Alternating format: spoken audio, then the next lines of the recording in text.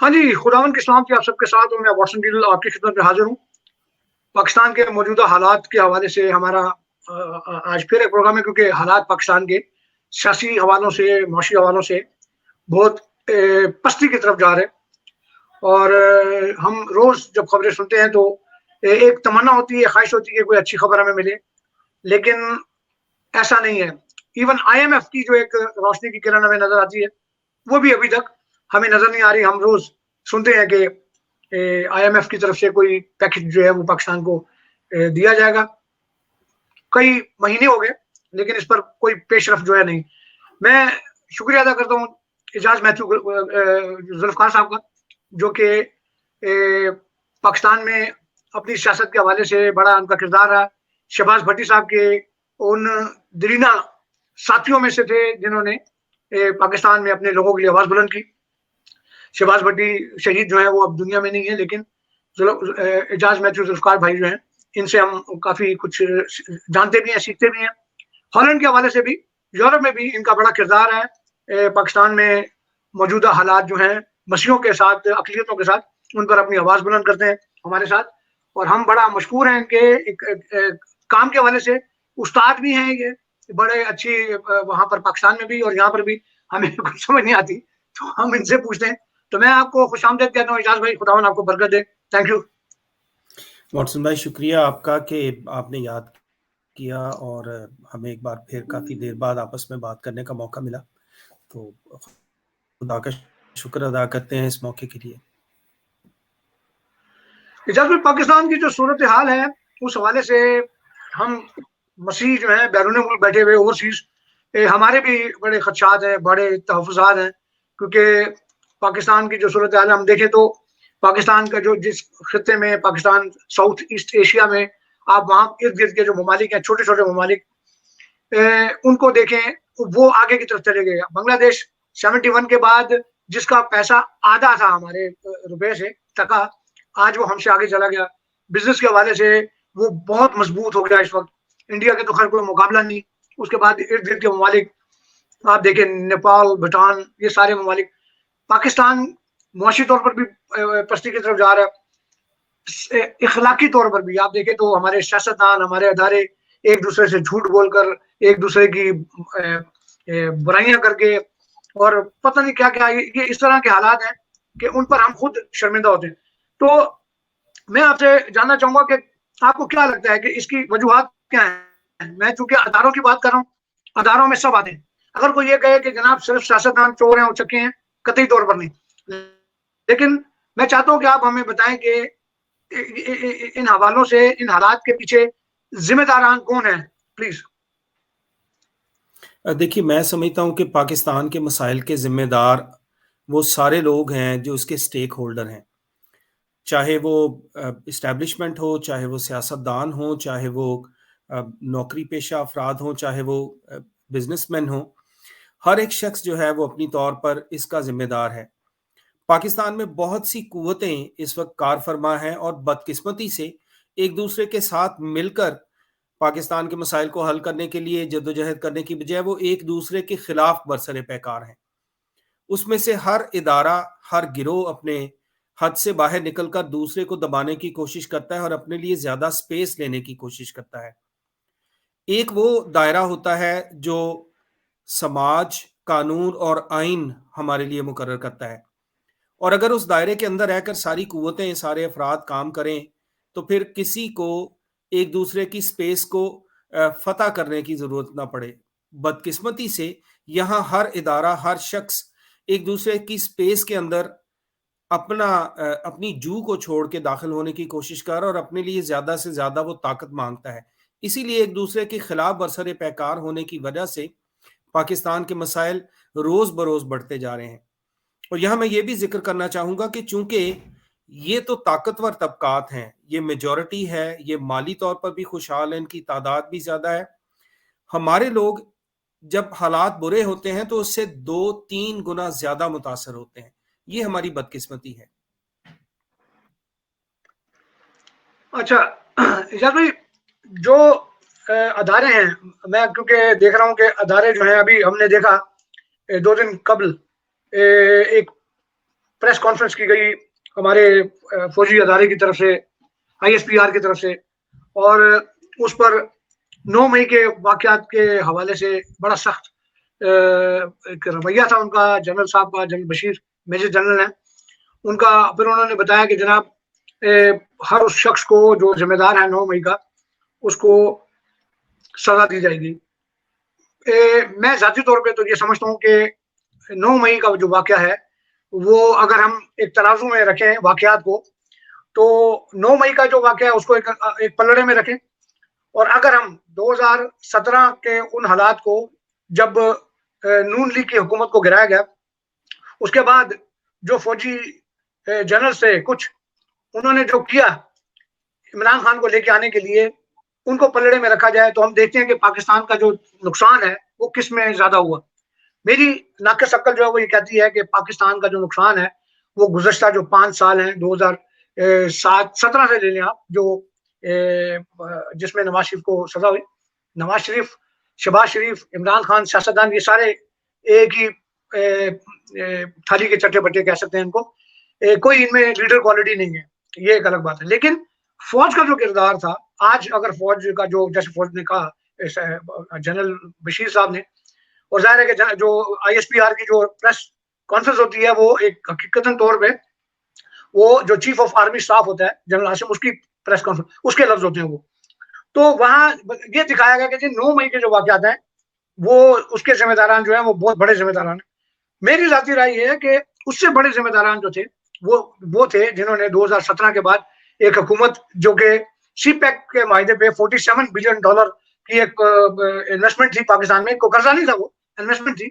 उसके बाद पाकिस्तान चले स्लो ही सही, लेकिन टेक ऑफ की पोजीशन पे था, उसको तबाह किया गया। और उसके बाद फिर इमरान खान आए। इमरान खान सियासतदान है, सारे सियासतदान एक जैसे हैं। कुछ लोग समझते हैं कि हम पता नहीं इमरान खान के खिलाफ है, नहीं, जितना इमरान खान जिम्मेदार है उतना ही नवाज शरीफ भी जिम्मेदार है, उतना ही जरदारी भी, सब एक है। तो मुझे तो ये लगता है, आप पता नहीं मेरे ख्याल से इत्तेफाक करेंगे या इख्तिलाफ करेंगे, मैं इसको ज्यादा जिम्मेदार समझता हूँ जो एक हुकूमत को हटाकर एक इमरान खान को लाया गया। चले इमरान खान सियासतदान थे, लेकिन उसके बाद पाकिस्तान का जो हाल हुआ और उसके बाद जो 2-3 जनरल से उनके किरदार के हवाले से, तो मैं, आप क्या समझते कि नुकसान किसमें ज्यादा हुआ? प्लीज। देखिए, सियासतदान हो या एस्टेब्लिशमेंट हो, कोई भी शख्स या कोई भी गिरोह ना तो हमेशा सही होता है, ना हमेशा गलत होता है। इमरान खान एक बहुत अच्छा क्रिकेटर था, लेकिन सियासी मैदान में वो उन क्वालिटीज को पोजेस नहीं करता जो एक मुल्क की क़यादत करने वाले लीडर के पास होनी चाहिए। इसी वजह से ना तो वो अपनी वो टीम बना सका जो मुल्क को आगे लेके चल सके, और ना ही ज़ाती तौर पर बतौर वजीर आज़म वो डिलीवरी दे सका जो बतौर उसने क्रिकेट कैप्टन वर्ल्ड कप जीतने तक डिलीवर किया था। तो कहते हैं कि जिसका काम उसी को साजे। हमें ये समझने की ज़रूरत है कि अगर एक काम मैं अच्छा कर सकता हूँ और तमाम काम नहीं कर सकता, तो मुझे वो फिर वही काम करना चाहिए जो मैं ठीक कर सकता हूँ। इसी तरह मिलिट्री इस्टेब्लिशमेंट है, तो चाहे वो जनरल ज़िया हो या वो मुशर्रफ हो या कोई और जनरल, जिसने मार्शल लॉ लगाया या जिसने नीम मार्शल लॉ लगाया या जिसने हुकूमतों को गिराया, सियासी पार्टियां बनाई और लीडर्स को खामखा क्रिएट करके लोगों को दिया गया कि अब ये तुम्हारा लीडर होगा, वो सब पाकिस्तान के हालात के जिम्मेदार हैं। यही बात शुरू से हम आज के प्रोग्राम में कर रहे हैं कि हर शख्स को अपने दायरे में रह के काम करना है, वो दायरा जो कानून और आइन मुकर्रर करता है। और ये देखिए, कानून और आइन कहाँ से निकलते हैं? वो हमारे समाजी रवैयों से निकलते हैं। तो हमें हमारे समाजी रवैये बेहतर करने हैं। झूठ को हमें छोड़ना है, लाकानूनियत को हमें छोड़ना है। जब हम इस चीज़ को अपनी ज़िंदगी में कर लें कि मैंने कानून के खिलाफ नहीं जाना, तो फिर ये सारी चीज़ें जो है वो हमारे लीडर्स नहीं करेंगे जो आज हो रही हैं। मकसद ये है कि हमें अपने गिरेबान में झांकना है जो हमारे अदारे हैं, लेकिन मुझे नहीं लगता, मैं समझ रहा था कि पाकिस्तान की जो अफवाज पाकिस्तान है या चंद जनरल्स हैं वो सियासत से दूर हैं, लेकिन अभी भी मुझे नहीं लगता, मुझे लगता है कि इमरान खान के बाद, उस नाकाम तजर्बे के बाद फिर एक और तजर्बा किया जा रहा है पंजाब में भी और कराची की सियासत के हवाले से। कराची एक पाकिस्तान का बड़ा एक शहर था, मुआशी तौर पर भी और हर लिहाज से, लेकिन उसका जो बेड़ा गर्क किया गया اس میں بھی مجھے ادارے جو ہیں وہ نظر آتے ہیں. عدلیہ کا کردار بھی بڑا عجیب ہے کہ آپ دیکھیں کہ میرے جیسا ایک دور بیٹھا ہوا ایک معمولی سا بندہ جو ہے وہ بینچ بنتا ہے تو میں بتا سکتا ہوں کہ فیصلہ کیا ہوگا. اگر آپ دیکھیں گے کہ بندیال صاحب جو ہیں وہ جسٹس منیب یا جسٹس اعجاز الحسن اگر کسی گروپ میں بیٹھیں گے تو میں بتا دوں گا فیصلہ. اور آپ یہ دیکھیں کہ یہ آج سے نہیں, اگر آپ دیکھیں تو 2015 16 17 18 سے جو ججز تھے وہ ان کے بینچز بنے, آپ اس وقت سے دیکھیں. آپ کو پاناما کیس کے اندر جسٹس اعجاز الحسن کا وہ کردار دیکھیں جب وہ ایک چیک رکھنے کے لیے بیٹھے اس کورٹ پر جو کہ بہت چھوٹی کورٹ تھی, اور ایک بڑا سپریم کورٹ کا ایک سینئر بڑا جج جو ہے وہ اگر چھوٹی کورٹ کے اوپر ایک سیشن کورٹ کے اوپر بیٹھ کے دیکھے کہ جی میں دیکھ رہا ہوں تم کو, تم کیا کرتے ہو, تو وہ وہی فیصلہ کریں گے جو اس کا جو افسر ہے وہ پسند کرے گا یا چاہے گا.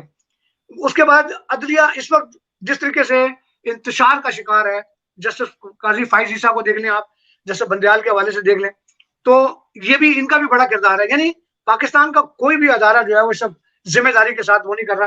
اور میں ایک بات بتا دوں گو کہ میں عمران خان کی سیاست سے انتہائی طور پر اختلاف کرتا ہوں, اور میں اسے سیاستدان سمجھتا نہیں, اور یہ میں آج نہیں کہہ رہا ہوں. میں 2-4 دن پہلے میرا ایک جو کالم ہے جنگ اخبار میں چھپنے والا 2017 کا وہ چھپا, اس میں عمران خان کے اوپر تنقید کر رہا ہوں. یعنی اس وقت وہ پرائم منسٹر بھی نہیں تھے. تو کہنے کا مقصد یہ کہ اس کے باوجود بھی میں عمران خان کو, نواز شریف کو, زرداری کو, ان سب کو ہلکا سمجھتا ہوں. سیاست میں جو کرپشن میں اور پاکستان کو نقصان پہنچانے والا جو اس میں ان کو ہلکا وزن سمجھتا ہوں. بڑے وزن جو ہے وہ ہمارے ادارے ہیں جن میں آپ عدلیہ کو دیکھ لیں, جن میں ہم سیکورٹی اسٹیبلشمنٹ کو دیکھ لیں. آپ کا کیا خیال ہے؟ جی بالکل, اور یہ بھی دیکھنا ہے کہ یہ لیڈر جب بھی اقتدار میں آتے ہیں کیا وہ ہمارے لیے کچھ کرتے ہیں. ہمارے دوست ہیں بشارت گل صاحب, ان کا شعر ہے کہ خیال رکھنا کہ جمہوریت نہ جڑ پکڑے, یہ سیدھے لوگ ہیں الٹے سوال پوچھیں گے. سیاسی پارٹیوں کو کوئی ادارہ یا کوئی گروہ اگر بناتا ہے اور ان پارٹیوں کو اقتدار میں لے کے آتا ہے تو وہ سیاسی پارٹیاں ہونے کے باوجود لوگوں کی نمائندہ نہیں ہوتی. اگر کسی سیاسی پارٹی میں باپ کے بعد بیٹی اور بیٹی کے بعد خاوند اور خاوند کے بعد بیٹی کا بیٹا یا باپ کے بعد بیٹی اور بھائی اور یہ سارے آ رہے ہیں تو یہ سیاسی پارٹیاں نہیں ہیں, یہ فیملی کارپوریشنز ہیں. تو چاہے آپ وہ لیفٹ کی پارٹیوں کو دیکھ لیں چاہے رائٹ کی پارٹیوں کو دیکھ لیں, تو جو انقلاب کا جھنڈا لے کے نکلے تھے جو کبھی سرخے تھے, کبھی ہرے تھے, کبھی نیلے تھے, کبھی پیلے تھے, کوئی بھی جھنڈا لے کے کوئی نکلا ہے پاکستان میں, تو ہر چھوٹی بڑی سیاسی پارٹی کا لیڈر مرنے کے بعد اس کا بیٹا یا بیٹی یا بھائی لیڈر بنتا ہے. تو یہ فیملی کارپوریشنز ہیں, ان سیاسی پارٹیوں میں عوام کو آنے دینا چاہیے. اسی طرح عدلیہ کی جو آپ بات کر رہے تھے, تو عدلیہ میں سہولت کار اردو میں لفظ استعمال کرتے ہیں اور میں ان کے لیے فکسرز کا لفظ استعمال کرتا ہوں. اب آپ دیکھیے کہ کچھ لوگوں کو بچانے کے لیے کچھ فکسرز اس وقت بھی مصروف ہیں کہ عدلیہ کو سمجھا بجھا کر ترلا منت کر کے ٹریپ کر کے کہیں نہ کہیں سے کسی ایک شخص کے لیے یا کچھ فیملیز کے لیے فائدہ لے لیا جائے 9 مئی کے واقعات سے انہیں بچانے کے لیے. تو یہ لوگ اس کو بحال کرنے کے بعد کیوں اس کے خلاف نہیں اٹھے تھے کہ ہم نے آپ کو بحال کروا دیا کہ آپ انصاف کی کرسی پر بیٹھ کر عوام کو ریلیف دیں گے. آپ تو پھر فکسر بنے ہوئے ہیں بڑی قوتوں کے لیے, بڑے بڑے بزنس مین کے لیے, آپ بڑی بڑی گروہوں کے لیے فکسر بنے ہوئے. تو یہ لوگ جب لوگوں کے لیے نہیں نکلتے اور پھر ہم آ کے کہتے ہیں ہم تو 25 کروڑ عوام کے لیے آ جائے ہیں, to hell with the 25 crore عوام, 25 کروڑ عوام کے لیے یہ کبھی نہیں نکلے تھے. یہ ہمیشہ طاقتور لوگوں کے لیے نکلتے ہیں, کیونکہ جھوٹے اور مکار اور طاقتور لوگ پاکستان میں ہمیشہ ایک دوسرے کا ساتھ دیتے ہیں. اچھا, یہ اس طرح سے دیکھیں تو آپ نے جیسے کہا کہ یہ اپنے مفاد کے لیے کرتے ہیں. عدلیہ کے حوالے سے آپ نے دیکھا ہوگا کہ گزشتہ دنوں ہم نے ایک لسٹ دیکھی جس میں ان کی تنخواہیں اور ان کی مراحت جو یہ حاصل کرتے ہیں وہ کس قدر تھی. ججز جو ہیں وہ 14 لاکھ 15 لاکھ سیلری لیتے ہیں, اس کے بعد پھر ان کو نوکر ملتے ہیں. ایون ریٹائرمنٹ کے بعد ان کو پانی گیس بجلی ہر چیز فری ہوتی ہے, اور ان کو ٹیلی فون کے مد میں, ان کو گھر کے مد میں, ایون اگر اپنا گھر بھی ہے ان کا, اس کے باوجود بھی گھر کا کرایہ ان کو ملتا ہے لاکھوں کی تعداد میں. تو ٹوٹل ہر جج جو ہے وہ کم از کم 20 لاکھ روپے کی مراعات جو ہے وہ لیتا ہے, اور تا دم مرتے دم تک. اس کے بعد پھر ہم نے ابھی دیکھا سینٹ کی حوالے سے جو رپورٹ آئی سامنے کہ جناب سینٹ, میں تو حیران ہو گیا, میں نے ایک پوسٹ بھی لگائی تھی فیس بک پہ کہ امریکہ جیسے طاقتور اور امیر ملک جو ہے, ان میں بھی سینیٹرز کی وہ عیاشی نہیں جو انہوں نے مانگی کہ جناب سینیٹر جو ہے وہ ریٹائر ہو جائیں, جو سینٹ کا جو چیئرمین ہے وہ ریٹائر ہو جائے. تو اس کو اتنی سہولت ہونی کہ وہ اگر اپنی فیملی کے ساتھ کہیں جا رہا ہے تو چارٹرڈ پلین میں, ایون ریٹائرمنٹ کے بعد بھی جب تک وہ زندہ ہے, چارٹرڈ پلین میں وہ جائے گا. اور اس کے بعد پھر اس کو ایک دو نہیں, ریٹائرمنٹ کے بعد بھی اس کو 12 بیوروکریسی سے, یعنی 12 افسر جو ہیں وہ ملیں گے اور وہ اس کی مدد کریں گے. اس کے بعد 3-4 اور ڈرائیور ہو گیا, اس کا خانسامہ ہو گیا, تادم مرگ. پاکستان جیسے ملک کا یہ حال دیکھیں. ابھی ہمارے صدر پاکستان الوی صاحب جو ہیں وہ 52 پیپلز کے ساتھ گئے ہیں حج کے لیے, اپنا جو ان کا حج تھا اس کے لیے. جیسے آپ نے بات کی, یہی ہے. ان حوالوں سے کوئی اپنے خیالات بتائیں ہمیں کہ یہ پاکستان کون سا یہ ملک ہے جو جہاں پر ہر چیز جو ہے وہ سامنے نظر آ رہی ہے اور ہم دوسروں سے بھیک مانگتے ہیں. جی, اسی لیے یورپ اور امریکہ میں بیٹھے ہوئے ہمارے لوگ ہنستے ہیں ہم پر کہ یار دیکھیں آپ کی اکانومی کو, تو پاکستان بھیک منگوں کا ملک ہے جو ساری دنیا سے خیرات لے کے اور امداد لے کے اپنا گزارا کرتا ہے. لیکن جب ہم آپ کے ملک کے دیکھتے ہیں وزیر اعظم کو, وزیر خارجہ کو اور وزراء کو, جب وہ یہاں آتے ہیں تو وہ مہنگے ترین ہوٹلوں میں ٹھہرتے ہیں کیونکہ سرکاری خرچے پہ ٹھہرنا ہوتا ہے. اسی طرح سے وہ جو بھی مراد انہیں لے سکتے ہیں عوام کے نام پہ وہ لیتے ہیں. اب جب بڑے ملکوں میں یہ باتیں وارا کھا جاتی ہیں, جیسے بل کلنٹن جب ریٹائر ہوا تو وہ ارکنساس کے گورنر کی پینشن بھی لے رہا تھا اور امریکہ کے صدر کی پینشن بھی لے رہا تھا. بڑے ملک یہ افورڈ کر سکتے ہیں, پاکستان ان سب چونچلوں کو افورڈ نہیں کر سکتا. کہتے ہیں اتنے پاؤں پھیلاؤ جتنی آپ کی چادر ہے. اگر ساری دنیا سے بھیک مانگ کے لاتے ہیں اور اس کو عیاشیوں میں خرچ کر دیتے ہیں تو ان عوام کا کیا ہوا جن کے نام پر آپ یہ پیسے لے کے آتے ہیں. فقیر اعظم جب یہ کہتا ہے میں اپنے کپڑے بیچ کے سستا آٹا دوں گا, تو اس کو یہ سوچنا چاہیے کہ اس کپڑے کی قیمت کتنی زیادہ ہے. اگر پاکستان ایک غریب ملک ہے, سٹرگلنگ ملک ہے, اس کی اکانومی تباہ ہو رہی ہے, چند بلین ڈالرز اس کے خزانے میں ہیں, تو پھر یہ امارات جسے افورڈ نہیں کیا جا سکتا اس کو بند ہونا چاہیے. کیسا لیڈر آپ سمجھتے ہیں ایک پاکستان میں ہونا چاہیے جو ان ساری چیزوں کو کنٹرول کر سکے, یعنی اس میں کیا کوالٹیز ہونی چاہیے؟ مگر پھر جب ہم نے عمران خان کو وزیر اعظم کی سیٹ چننے کے بعد دیکھا تو ہم نے دیکھا کہ انہوں نے یہ قبول کیا کہ جناب سارے فیصلے تو اسٹیبلشمنٹ کرتی تھی, باجوہ صاحب کرتے تھے. تو پھر ہم نے یہ سوچا کہ عمران خان بھی پھوکا ایک لیڈر تھا, کیونکہ اگر آپ سمجھتے تھے کہ وہ فیصلے وہ کر رہے ہیں تو آپ ٹی وی پر بیٹھ کے یہ کرتے تھے کہ تمام فیصلے میری مرضی سے ہوتے ہیں, آپ جھوٹ بولتے تھے. اور دوسرا, اگر اس کو بھی سائڈ پہ رکھ دیں تو اگر سارے فیصلے فوجی اسٹیبلشمنٹ کرتی تھی تو آپ نے اپنی آواز بلندی کی کیوں نہیں کی؟ تو ہمیں وہ لیڈر چاہیے جو فوج کے سامنے, عدالتوں کے سامنے کھڑا ہو کر ان کو آئین کے مطابق وہ کرے. ایسا نہیں ہے کہ ایک فوجی میجر جنرل جا کے تو نواز شریف کو رات کو کہے کہ جناب آپ سیٹ چھوڑ دیں.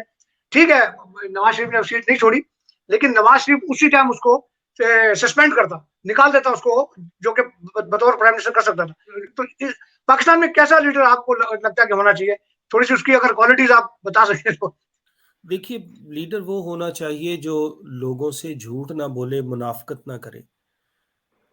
یہ کہنا کہ جب میں وزیر اعظم ہوں تو میں اپنے گھر اور دفتر ہیلی کاپٹر پہ جاؤں گا اور میرے ساتھ 60 گاڑیوں کا موٹر کیڈ چلنا چاہیے, ایک دوسرا وزیر اعظم کہتا ہے. اور جب وہ حلف لے رہا ہوتا ہے تو اس نے 5 ملین کی گھڑی پہنی ہوتی ہے. تو یہ ساری چیزیں جو ہیں وہ بولتی ہیں کہ یہ لوگوں کو لے کے نہیں چل سکتا, چاہے وہ امیر ہے یا غریب. پاکستان میں ایسے بھی وزیر اعظم گزرے ہیں چاہے تھوڑی دیر کے لیے جو کرائے کے مکان میں رہتا رہا ہے. تو قابل ہونا، سچا ہونا، یہ دو بہت بڑی چیزیں ہیں جو پاکستان میں ہوں. اور دیکھیے ایک شخص لیڈر نہیں بن سکتا، کیونکہ ہم اس تجربے سے گزرے ہیں. اور ہم نے جب سی ایل ایف شروع کی 1988 میں تو شہباز بھٹی واز ون آف اس، وہ ہم میں سے ایک تھا. ہم نے اس کا اپنا چہرہ بنایا، ہم نے اس کو اپنا لیڈر بنایا.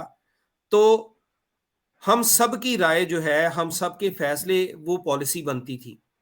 اسی لیے ہم 2002 تک یا 2008 تک جب وہ بنے وزیر، تو تب تک ہم پاکستان میں کرسچنز کی واحد اور سب سے بڑی سیاسی پارٹی بنانے میں کامیاب ہوئے. تو پاکستان کے عوام کو بھی یہ سوچنا ہے کہ الیکشن والے دن جو پیسے مل جاتے ہیں یا 2 مہینوں کی کیمپین کے درمیان جو مفت کھانا اور مفت ٹرانسپورٹ مل جاتی ہے، اس کو نظر میں رکھنے کی بجائے ہمیں اس شخص کو نظر میں رکھنا ہے جو پاکستان کی اکانومی کو ٹھیک کر سکے، جو پاکستان کی ایجوکیشن کو بہتر کر سکے. جب تک آپ اپنی اکانومی کو بہتر نہیں کرتے، مڈل کلاس کا جو ہے اس کو ایکسپینڈ نہیں کرتے، غریب طبقے اور امیر طبقے کا فرق نہیں مٹاتے، تب تک یہ چیزیں ممکن نہیں ہیں. تب تک شاید میں چھوٹے جی سے کہتا ہوں کہ تب تک گاڈ بھی آ کر، کوئی دیوتا یا دیوی بھی آ کر پاکستان کے حالات بہتر نہیں کر سکتا جب تک عوام اپنے میں سے کوئی لیڈر نہیں چنتے. غریب طبقات کے، مڈل کلاس طبقات کے لوگ آنے چاہیے. امیروں کے بچے تو 75 سال سے آ رہے ہیں. اسی لیے پاکستان جو ہے وہ، کسی اور نے کہا تھا لٹی جا بھئی لٹی جا، لٹی جا بھئی لٹی جا، پاکستان تیرے مامے دا، لٹی جا بھئی لٹی جا. اچھا، آپ نے بچوں کی بات کی تو بچوں پہ بھی جو سیاستدان ہیں ایک دوسرے کے بچوں پر، عمران خان کہتے جی نواز شریف کے بچے باہر ہیں، عمران خان صاحب کے اپنے بچے بھی باہر ہیں. وہ بھی لوگوں کو کہتے ہیں کہ جی بچے جو ہیں وہ جیلیں بھریں. اور وہ گننے میں بھی مشکل ہو رہی ہے انہیں. تو یہ بہرحال بڑا عجیب حالات ہیں پاکستان کے. کوئی بھی پاکستان سے مخلص نظر نہیں آتا، چاہے وہ ہماری عدلیہ ہو، چاہے ہمارے بیوروکریسی ہو. میں صرف یہ کہوں گا، لوگوں کو شاید وہ واقعہ یاد دلانے کی ضرورت ہے. وزیر صاحب سے بیوروکریٹ نے کہا سر یہ فائل ہے تو اس پہ دستخط کر دیں، تو اس نے کہا یار وہ مجھے پڑھنا نہیں آتا. تو بیوروکریٹ نے کہا سر آپ اس پہ صرف لکھ دیں سین اور سائن کر دیں. تو انہوں نے اردو والا حروف تہجی کا سین لکھ کے، سین شین والا سین لکھ کے سائن کر دیے. تو یہ حال بھی رہا ہے یہاں پہ اداروں کو چلانے والوں کا، اور خدا بہتر کرے. چلے اچھی گفتگو رہی ہے اعجاز بھائی آپ کے ساتھ، اور پاکستان کی صورتحال کے حوالے سے وقتاً فوقتاً پروگرام کرتے ہیں. امید ہے کہ کسی اگلے پروگرام میں بھی آپ کے ساتھ بات کریں گے. تو دوستو آپ نے دیکھا کہ ہم مایوس بھی ہیں پاکستان کے حالات سے، مگر پھر بھی امید کی کرن جو ہے وہ ہمیں نظر آتی ہے کہ شاید کوئی لیڈر جو ہے وہ آ کے ان کو کنٹرول کرے. لیکن میں اتنا جانتا ہوں کہ سیاستدان، بہرحال میں سیاستدانوں کو پھر تھوڑا سا ایک سمپتی رکھتا ہوں ان کے لیے کہ اگر ان کو پورا ٹائم دیا جائے، مکمل وقت دیا جائے تو ان میں بھی بہتری آتی ہے. لیکن آپ دیکھیں تو ابھی تک پاکستان کی سیاست کے اندر، چاہے وہ بے نظیر بھٹو صاحبہ ایک بڑی پڑھی لکھی اور بڑی زبردست قسم کی، دبنگ قسم کی لیڈر تھی، دنیا ان کی ریسپیکٹ کرتی تھی. اس کے بعد پھر ہم نے دیکھا نواز شریف کا کیا ہوا، پھر ہم نے دیکھا عمران صاحب کا کیا ہوا. یہ سارے جو سیاستدان ہیں ان کو خراب کرنے والے ہمارے معذرت کے ساتھ فوجی اسٹیبلشمنٹ کا کردار بڑا ہے. اور عدالتیں بھی جو ہیں وہ بھی جی حضور والی ہیں. یہ وہی عدالتیں ہیں جو آئین کی بات کرتی ہیں، لیکن یہی وہ عدالتیں ہیں جنہوں نے ایک منتخب وزیر اعظم کو پھانسی پر لٹکایا. یہ وہی عدالتیں ہیں جو اپنی اس بات کی بات کرتے ہیں کہ جناب ہم بڑے ایماندار اور بڑے دیانتدار ہیں. انہی کے دور میں بے نظیر بھٹو کا قتل ہوا اور اس کے بعد پھر خاموشی. کسی عدالت میں اس حوالے سے کوئی سوال نہیں اٹھایا گیا کہ جناب کیا ہوا. اور اس کے بعد پھر جب سیاستدانوں کی بات ہوتی ہے تو یہ عدالتیں خاموش ہو جاتی ہیں. ڈکٹیٹر آتے ہیں تو ان کو ورزی میں بھی آئین کو کے اندر ترمیم کی اجازت دی جاتی ہے. تو یہ پاکستان کے حالات ہیں، اور جب تک یہ ٹھیک نہیں ہوگا تب تک کچھ بھی ٹھیک نہیں ہوگا. اجازت چاہتے ہیں آپ سے ملاقات ہوگی پھر اگلے پروگرام میں. خدا حافظ.